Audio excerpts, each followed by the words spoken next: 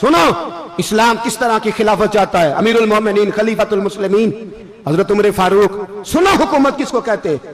حضرت عمر گزر رہے, فجر کی نماز کے بعد 2 گلیاں رہ گئی ہیں, آج پورا نہیں ہو سکا آپ کا دورہ جو رات کو نقاب پہن کے 2 گلیاں رہ گئیں تو نقاب اوڑھ کے ہی فجر کے بعد نکل گئے.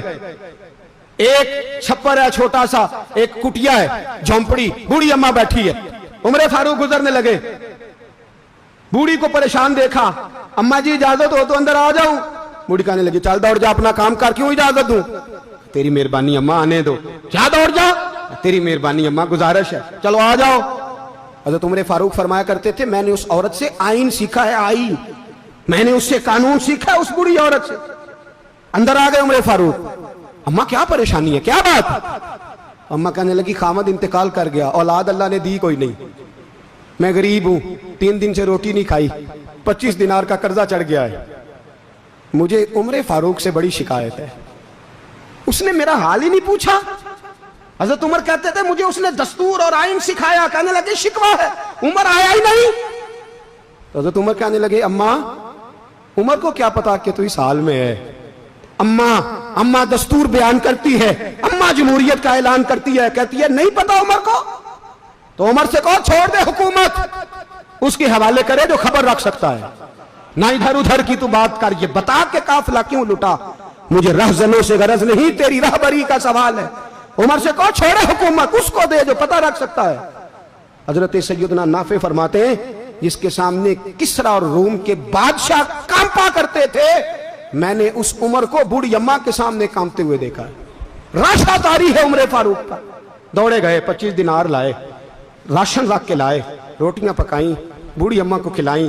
کہنے لگے اماں 25 دینار لے لے اور چل, غلطی ہو گئی, عمر کو معاف کر دے. اماں بول کے کہنے لگی میں نہیں معاف کرتی, میں تو پکا پھل لوں, بس گرنے والی ہوں, ایک دفعہ قبر میں جا لینے دے, میرے رسول آئیں گے تو میں عمر کی شکایت کروں.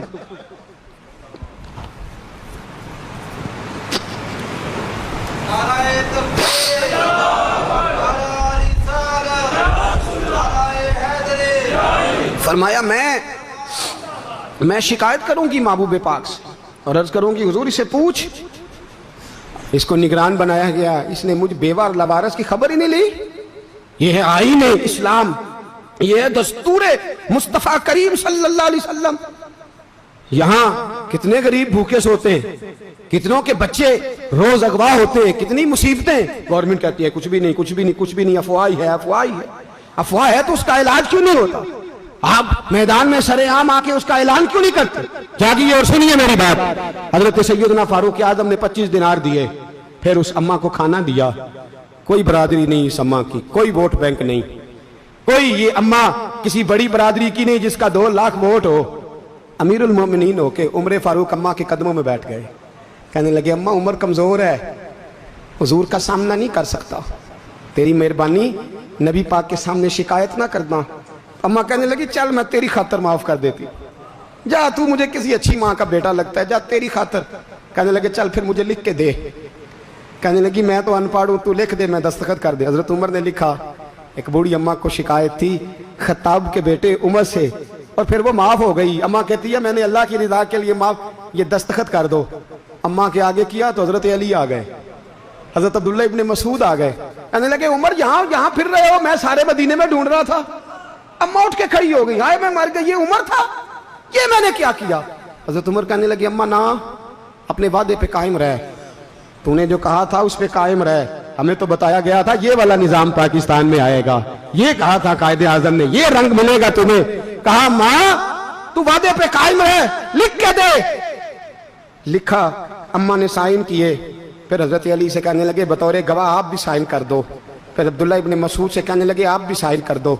سائن ہو گئے تو جناب عمر نے رکا لپیٹا. حضرت علی کو کہنے لگے علی تو میرا دوست ہے, میری صبحوں اور شاموں سے واقف ہے, علی تو میرا رازدار ہے یار, مجھے یقین ہے کہ میں تجھ سے پہلے مر جاؤں گا. جب عمر کا انتقال ہو جائے تو یہ رکا میرے کفن میں رکھ دینا, یہ رکھنا میرے کفن میں. علی کہنے لگے پھر کیا ہوگا؟ اور میں جب نبی پاک میری قبر میں آ کے پوچھیں گے نا بتا تو حکمران تھا کیا کر کے آیا ہے, تو فرمایا میں رکا نکال کے عرض کروں گا سونے ایک اماں ناراض تھی میں اسے بھی راضی کر کے آیا. حضور میں راضی کر کے آؤں، یہ یا رسول اللہ میں